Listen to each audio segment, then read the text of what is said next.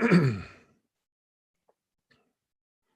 I think we are live, if I'm not mistaken. I just want to make sure. I got to get a grip here, people. Okay, I guess I do. I guess we're live. Good. All right. Well, hey, folks. Jeff Salzman here, and welcome to the Daily Evolver. It's April 27th, 2022. And a special welcome to those of you who are joining me live on either Integral Life's YouTube page or the Developmental Politics Facebook page, which is sponsored by the Institute for Cultural Evolution. And thank you to both the Institute for Cultural Evolution and Integral Life for co-sponsoring me.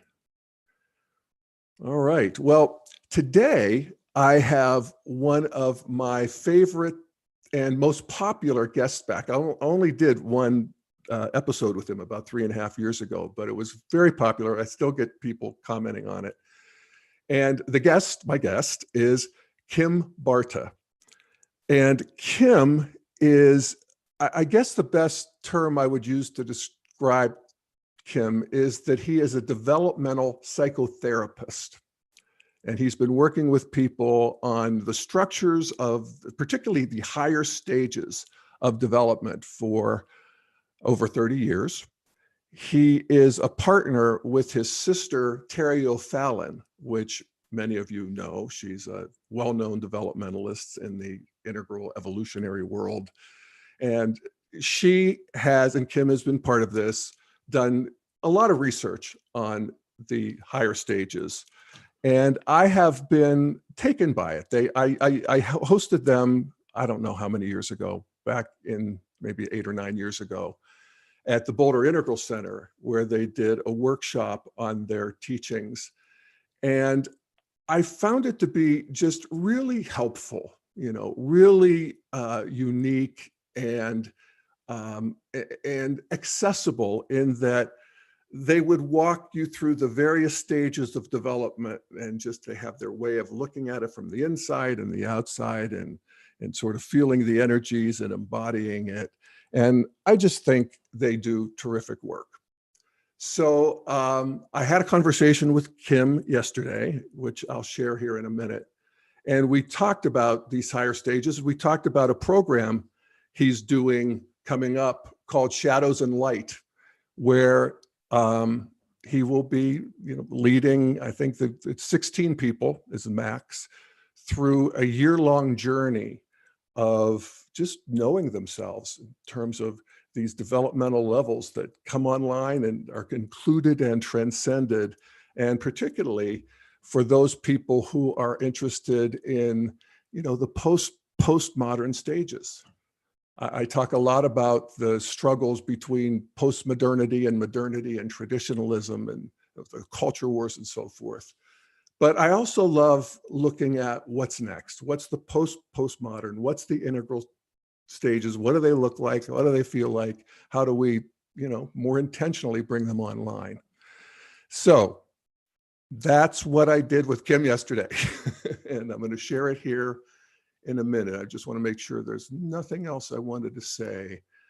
I guess I'd say that, the stages model and the integral model that I usually use, which is, postmodern, modern, traditional, warrior, all that good stuff. It's some different language. Don't worry if it's a little bit confusing. You can find a chart that maps the two of the systems on my site at the original episode with Kim. Just search Barta, B-A-R-T-A, on the dailyevolver.com, and you'll see a good chart that'll help. But you don't need that. You can just listen to it. I think you'll get the feel of it. I try to keep up with them. So here's Kim Barta. Let's see here. So I share my screen, right? Yeah. And I go to this, and I go to this, and I go to this, and I go to this. Then up here, I stop my video so I'm not cavorting in the corner. And we got to share. And I start by asking Kim, what does he mean by shadow? Again, this course is light and shadow. And this is, in some ways the real theme of he and Terry's work. So what is shadow?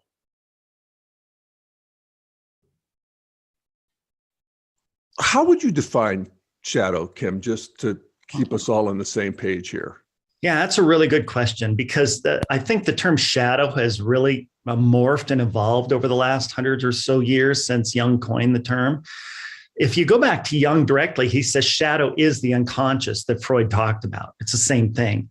But I think in today's just the part of your psyche you can't see, you're not aware. Yeah, the unconscious is all that is not conscious. And that probably includes all your heart rate control and everything, I mean, the whole kit and caboodle. A lot of times in today, when people talk about shadow, they're just talking about the distorted shadow elements of personality. And so I don't have a bone to pick in this argument at all. I don't really care how people look at it, but it's but maybe for the purposes of our discussion, shadow is the unconscious, and in particular, the unconscious that we could learn something from to make our lives better. Mm-hmm. You and I have talked at length in the past. In fact, we did an episode at Daily Volver 3.5 years ago on shadow and light. I guess shadow at the higher levels. Yeah. So is that what you're working on now? Is that with the shadow and light group, or?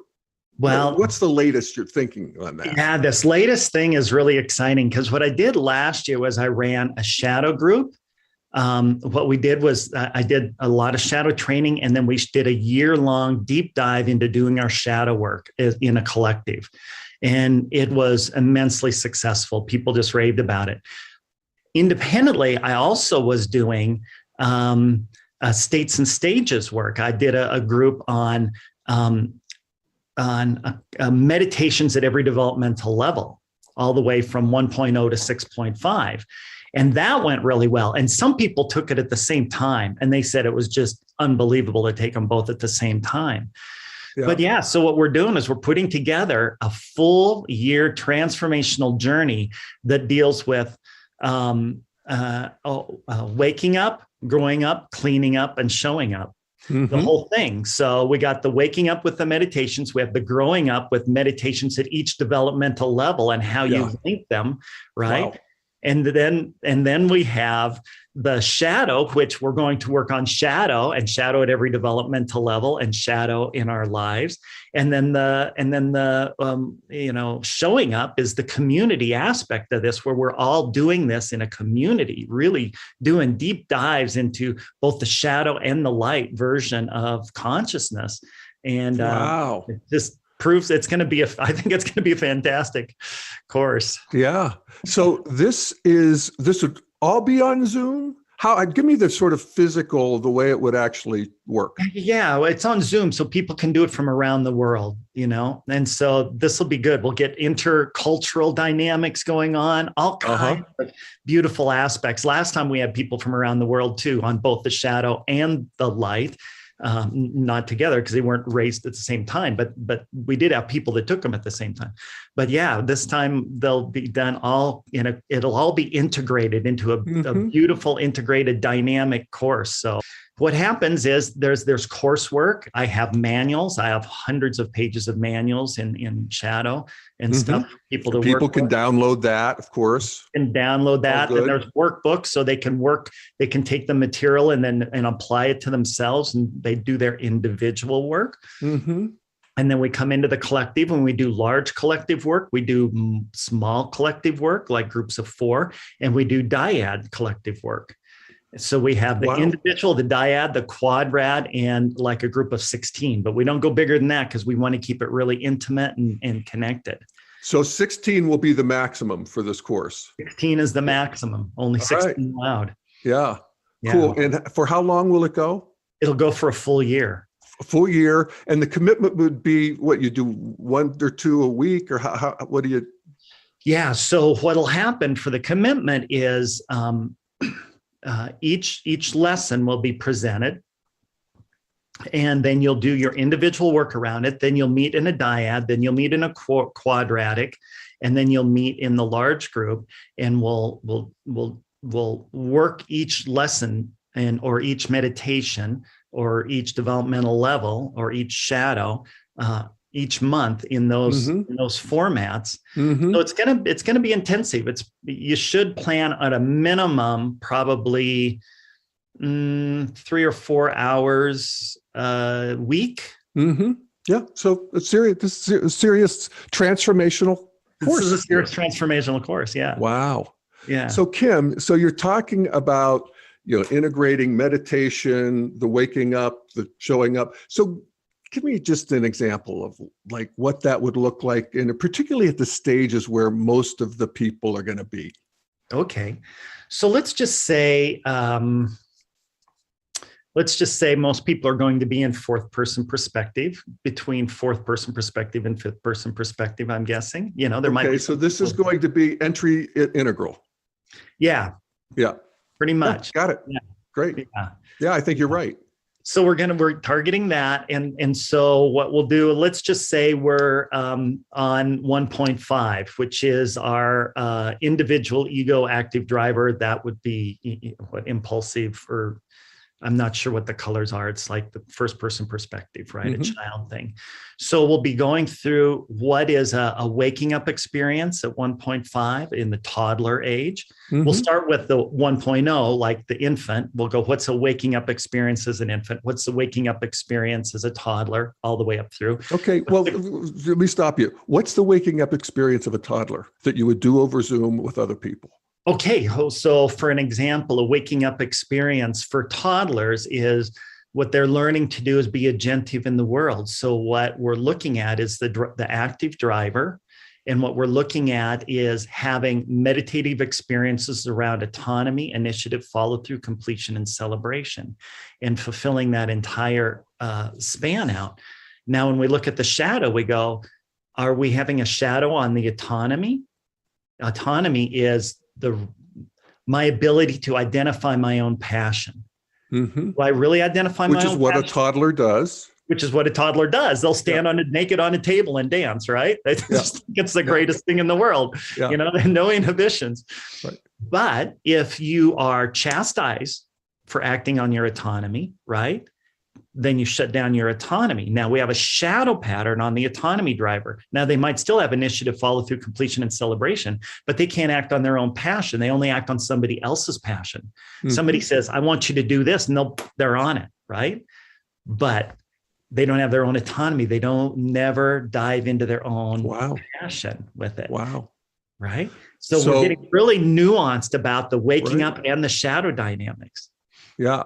So then, that's me. Okay. So the remedy is, I think I meditate on that. You guide me, something like that. Yeah. We do the shadow work around the autonomy. We do the healing around it. How did the autonomy driver get squashed in our childhood? How can we release that? We're going to look at whether it was an introject, split ego states, wouldn't be a projection in this case. So what we'll do is we'll do a healing process around that. We'll demonstrate or teach healing processes. You can do that. And we teach people how to hold space for each other in the collective, in the different collectives, so that can carry on. And then as that heals and then at the same time, we have the light side, meditations that would enhance autonomy, for example. Meditations. Which would be, for instance?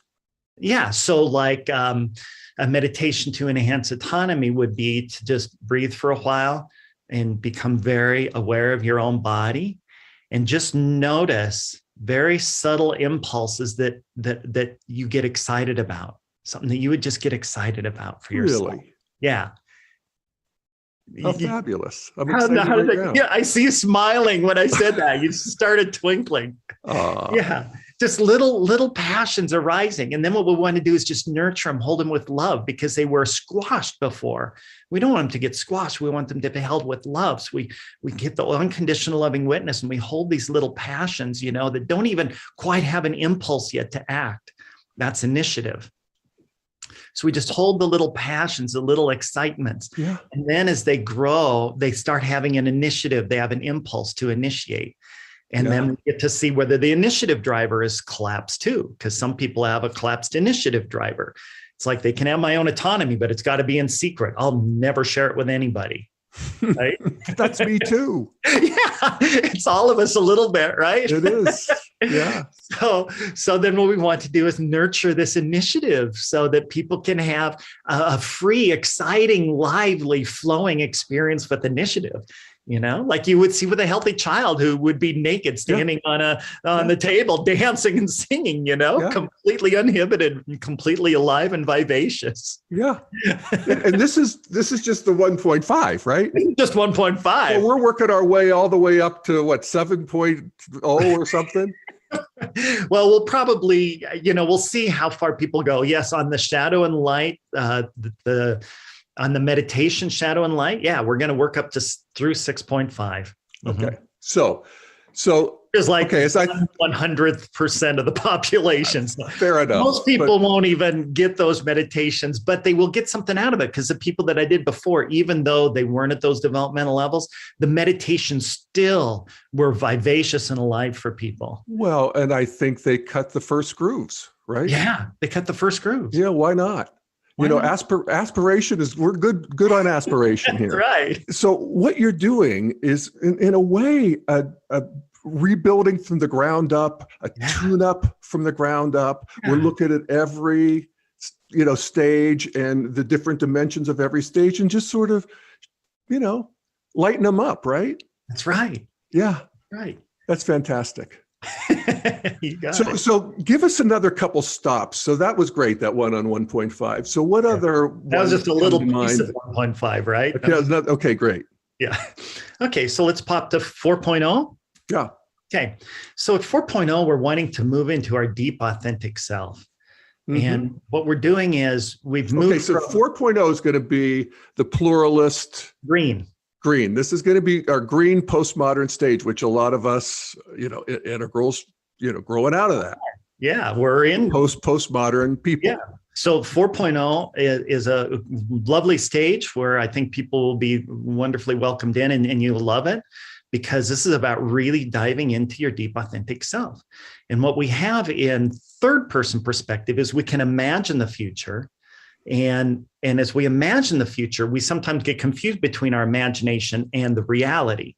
So we think that we think a great place to actually explain this is getting married.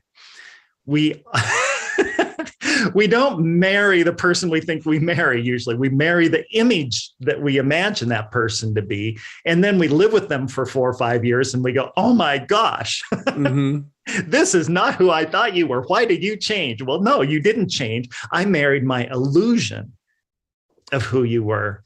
And now that I'm discovering who you are, I'm claiming you changed, rather than being deeply authentic and saying, oh, wow, I created a vision of the future, of a vision of a person that I'm going to marry. And now I'm waking up to who they really are, and what this relationship really is. And what you're actually doing is waking up to who you really are. Really, exactly. Yeah, exactly. And we get that at fourth person perspective, but we don't get that at third person perspective. We're still blaming the other person for changing. Not the same person. That's great. So let me stop you there, because that's a good one. So that's that move from orange to green. From modern to postmodern it's you, and then at green we start realizing, wait, it's me too, or fundamentally me. Yeah. And the way that we get to know the distinction between how much is this my imagining and how much is this you is we get very soft, we quiet down, and we listen more, and we inquire into what's really going on for the other person, and they share in real time, and we absorb that in real time, notice how it affects us. And then we share something back in real time, or, well, doesn't have to be real time, but we'll just say real time for now. And then they let that in and notice how that fits and feels for them, and how that alters them and changes it back. Now, what happens is we're working with the reciprocal driver here. How do we create an evolutionary relationship? right? Now, what I could do is I could bias on the individual side, in which case I'm going to share a lot, but I'm not going to hear a lot from you. That's me. That's me. I could also bias on the receptive side where I'm going to hear a lot, but I'm not going to share a lot from me. Yeah, that's actually me. That's actually you. Yeah, that's more right. And so this is the showing up part, right? How do I show up versus just be present, right? And both are good. We want to be present and we want to show up. So we're taking a look, is my individual active driver accentuated, or is my receptive driver accentuated? Or the other way to look at it in terms of shadow, did my active driver get crunched or did my receptive driver get crunched? My receptive driver got crunched. Now I'm just sharing, but I'm not truly receiving because my receptive driver got crunched by shadow. On the other hand, I might have a really open receptive, but I'm not so comfortable sharing. So my active sharing driver got crunched. Yeah, cool. So what's the practices you do in this area? So again, from a shadow perspective, then we go into the deep aspect of that and we look at how it got created and we tease it apart and we do the healing process. That's what the whole workshop is about, is how to go about doing that, right? It's more complex than I can do in a few minutes, but basically going in deeply to the place that got hurt. So we might notice that it's crunched, and a 3.5 solution to that would be, well, I'm just going to be more active then, right? But we're not looking at why it was crunched. Okay. I might be able to override it and just be more active, but all that's going to do is bury maybe more a painful part inside of us, right? And it never gets healed then, and it'll come out sideways in another way. So we'll go into where that pain was, and that pain and suffering, and we'll figure out what was the core lie. What was the lie that led us to believe that in the first place? And then we're going to pull out that lie like an old weed, and we're going to get to a deeper truth. And from that deeper truth, we'll spontaneously, just naturally be more active. We don't have to try to be more active. We just will be more active once that happens. Wow. Yeah, it's like you're lighting it up, unclogging it. That's right. It wants to be there. It's there. It just doesn't want to be locked away and it's done anymore. Clenched. Yeah. Wow. Fantastic. So one of the things I really loved about your workshop that you did, 7, 8 years ago, you and Terry, your sister, on stages at the Boulder Integral Center, and where I really got a great download of and how at every stage you're looking in, you're looking out. There's, you really have, you've humanized it in a way. It's easy. The stages are easily inhabited with your system, and I appreciate that.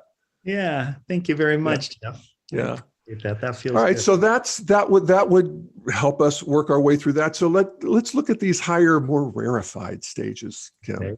Okay. What might you do there? And this is the part that's aspirational to many of us, perhaps.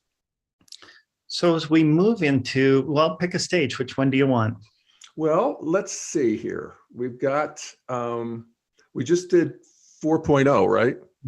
So that's green. So then we want to move into, like how about a good solid integral where most of us maybe are in a good day? 4.5? 4.5. Okay, good. At 4.5, what we're looking at in terms of our consciousness is, let's go back to, to describe this, let's go back to 2.0. Remember being a child where at 1.5, what we're doing is if we see a toy, we grab it out of their hand. If they resist, we yank it out of their hand. If they still resist, we hit them over the head to get the toy. We want that toy. That toy is what matters to us. And then at 2.0, we get theory of mind. Theory of mind is what crosses us into 2.0. And theory of mind is a term used by developmental psychologists, is where we realize, we're not the only consciousness. You have a consciousness too. Mom has a consciousness. Dad has a consciousness. My friend has a consciousness. We all have consciousnesses. Oh my gosh. And this opens up a whole world of friendship and relationship that the 1.5 child has never been able to see. It's a whole universe that they never even knew existed. Wow. Yeah, cool. And so what we do is we move from taking the toy out of somebody's hand to giving the toy to have a friend. Yeah. To sharing, to being nice, to being kind, to engaging in this reciprocity that I talked about at 4.0. Okay. But we're being reciprocal around, how we make rules and how we play. And if you watch children play at 2.0, they'll go, you be the red horse and I'll be the black horse. Mm-hmm. And you go fly here and I'll be able to run as fast as you can fly. And they're just making up rules and playing the game as fast as they can. It's fascinating to watch them. Well, I mean, can't we sort of all remember that too? I know, right? Isn't that alive? Yeah. And so, but what happens at 2.0 is you also will notice that friendships are together and then they blow apart, and then they're together and they blow apart. Think about your first crush, maybe, I have a crush. Oh, he looked at me or she looked at me, and oh no, now they're looking at somebody else. Oh no. And we're together, we're like intimate for 2 weeks, and now we're blown apart and I'm never going to see them again. Well, that's the problem with reciprocity, is we get lost in the reciprocity, whether it's good or bad. So if somebody's nasty to me, I might be nasty back, just out of a reaction. Right on. Yeah. So this is the 2.0 version. This is the 2.0 version. So then you're taking it up to the 4.5. Yeah. Now we're gonna take it up a tier and go to 4.0. What we can do is we can get lost in 4.0 in the reciprocity, and we can't look in at the reciprocity. So if I'm lost in reciprocity at 4.0, what am I doing? It's not just with another person, or is it?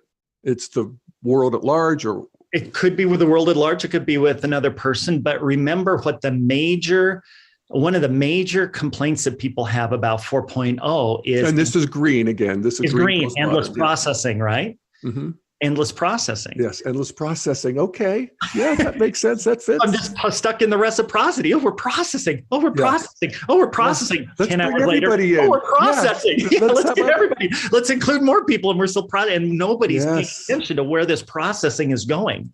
They just trust in the processing, right? Yeah. And that's beautiful. We need to. Yeah, I was going to say, just as integralists, we'd say, that's progress. That's over not being able to do that. That's fantastic. Yeah. But we can get stuck there. We can get stuck there, and then nothing happens, and whole corporations can go down the drain because we weren't seeing the bigger vision of how this processing was unfolding. So we do at 4.5 is we are in the processing, but then we zoom out and we can watch that processing going on, and we go, oh, wow, this processing all feels really good. We're not meeting our demands over here that's going to keep us accredited. And now everybody's going to lose their job. Yeah. Right. Okay. So the zoom out allows us to see this bigger picture, and then zoom back in and say, hey, while we're processing, one of the things we need to process is how we're going to handle our accreditation, because we're missing that piece. So what's the practice here at this stage, or what do you actually do here? Yeah. So here, the meditative practice is to zoom out and just kind of observe the whole situation and just go, what's happening here? Just have a real data observation mode. Go into observer. Okay. Yeah. We talk a lot about the observer, but the observer comes up at every 2 developmental levels. So, what we're talking about is a 4.5 observer, not a 3.5 observer. Exactly. and I always loved that. Just pausing and say, what's going on here? Yeah. I think there's a book where the crows fly around the island. It's Aldous Huxley's book, Island. And, and there are crows flying around saying, attention. Attention. Attention. Yeah. So I always like that. So anyway, so what's going on here from a 4.5 level? Yeah. Which is sort of entry integral, moving postmodern. Right? We zoom out, we start looking at the system dynamics and the feedback mechanisms. Yep. Now, 3.5 looks at feedback mechanisms too, but they don't include the socio-cultural, emotional dynamics of the people involved. And the upgrade from 3.5 systems understanding and the 4.5 upgrade is that, we see all the mechanical systems that 3.5 does and all the goals and all of that. But we also see all the relationship, all the emotions, all the concepts that are floating around and how those are shaping the culture of this group that's wrapped up in the reciprocity. And now what we can do is we can drop in an element to say, let's what happens if we move this reciprocity a little bit north or a little bit southeast? So what happens if we move it a little more in this direction? Yeah. And we can zoom out and then zoom in and have the experience, and then zoom out and then zoom in and have the experience, zoom out, assess what needs to be adjusted, zoom in, make the adjustment there in real life, in real time. We don't just stay out there, right? Because now we're not embedded in the system, right? Yeah. So we zoom out so we can see it, and we zoom in and experience it and create an experience that leads to movement in a healthier direction. Yeah. Well, the integral stage is often seen as systemic. It's where you begin to see the system itself, including the system of evolution. That's right. You know, the system of evolution, and also the interior systems. All the ego states, how the thoughts affect the emotions, how the emotions affect the impulses, how the impulses affect the emotions. All of these affect each other in this intrasystemic dynamic way that has a life of its own as well. And if that's unconscious, which it is for most of us most of the time, we're not aware of the whole system. So if we're just up here observing the external system and we're not observing the internal systems of each person as well as ourselves, we're missing out on the power of 4.5. Yeah. The power and beauty. Yeah. Right on. Yeah. So let me guess what the next one is. Now at this point, I'm seeing my whole system. Mm-hmm. And I'm seeing that I can act, that it's all online. I can go back. I can do remedial work on any particular part of it. How fabulous is that, first of all? Yeah. So I become a more filled out, whole person. Yeah. So this next stage then, so that we're going to be moving now beyond, we're going to be moving into turquoise and these higher stages, which to me have, you start including the subtle more intentionally, sort of spirit, shamanic, something like that. What do you think? Yeah. Well, what's happening, first of all, as we move into fifth person perspective, is the illusion of the whole subtle tier, what Stages calls the subtle tier, which is 3.0, 3.5, 4.0, and 4.5. We start seeing a little bit of an illusion in all of that. One of the things we see is how we are making things up just by the way we language things, by the way we operate language itself, the mechanisms of our mind itself. We start looking at that, not just the social, intersocial, intrasocial dynamics, but how mind itself is distorting reality in certain ways. Wow. Yeah. Fantastic. So tell me more. So now we can. What stage are we talking about here then again? 5.0. Yeah. Oh, this is 5.0. Okay, great. So this is, let me again. This is getting into the turquoise. What we call construct aware. Construct aware. Okay, great. Now to separate that out at 4.0, we become socially construct aware. That's what makes us really excited about shadow, because we realize that we were built by the way we were raised, and we want to heal that so that we can be fully free and authentic. But at 5.0, we realize how even just the words that we use, the language that we have, not only that, but just the way that we ourselves individually are constructing what we perceive to be reality, what we think is reality. And we start moving beyond that even and going, wait a minute, I'm constructing reality. If you think about it in terms of neurobiology, light comes into our eyes and it's just light. But our neurobiology needs to transform that into some kind of a structure so that we can recognize it. What we often call that is symbolic, how the symbolic mind. The mind makes a symbolic representation of a tree, of the tree that you're seeing. Mm-hmm. And the mind makes a symbolic representation of the dog that you're seeing, so to speak.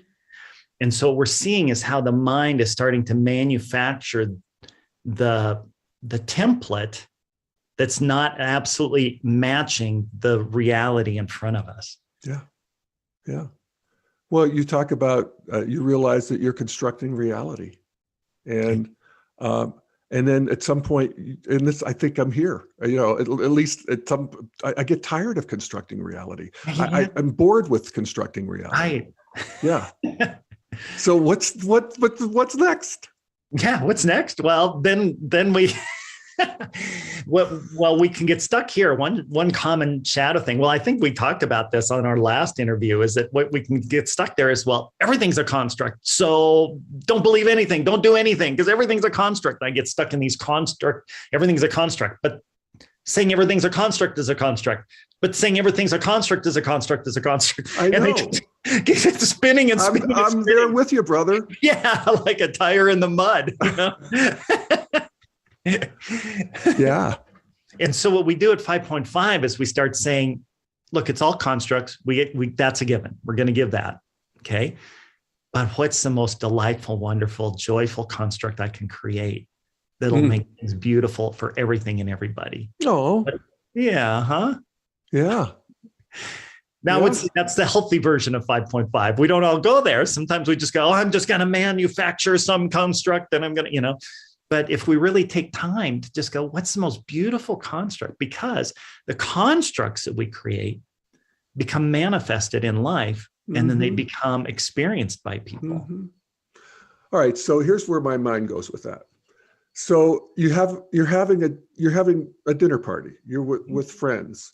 So what becomes really interesting is that the realization that everybody's got a construct. I got a construct, they got a construct. Yeah. And what can I do to make these constructs play together and enjoy each other to the max for this dinner party? Well, one of the great shamanic wise sayings is, the person who has the largest worldview that can incorporate everybody else's worldview is the wisest shaman. Yeah. Does that sound familiar to you? Oh, yeah, totally. Yeah. Yeah. This is 30,000-year-old awareness, right? Is that right? Yeah. Yeah, that's fantastic. Yeah. See, there you go. I mean, I'm with you. Yeah. So that's always been there. Some people have gusted up to it. That's right. Yeah. But that's what we're doing then, so that we're holding the various constructs, various worldviews, being friendly to all of them, want them all to be healthy and happy. That's right. Let's play optimally right now. That's right. Exactly. That's what Healthy 5.5 does. Yeah. Wow. So I hate it, but that gets boring too, right? I mean, not for me. I'm good there. And maybe for the rest of my life. But at some point we move beyond that. So what might I aspire to? Yeah, well, just to bring this down a little bit, I just want to say beauty and love at every developmental level, right? I don't promote trying to grow to later developmental levels, because we know what happens when Hitler grew to a later developmental level when he wasn't ready, right? Always such a good idea. Yeah. Okay. So I always say the first step is, we have waking up and cleaning up, we need to do that. And then the growing up will happen automatically, naturally. Yeah. But what happens then? So 6.0 moves into broader non-dual experiences. So for example, we might have a relationship at 2.0 with a friend, and we might have a relationship at 4.0 with a culture or a context. And at 6.0, we are having relationships with,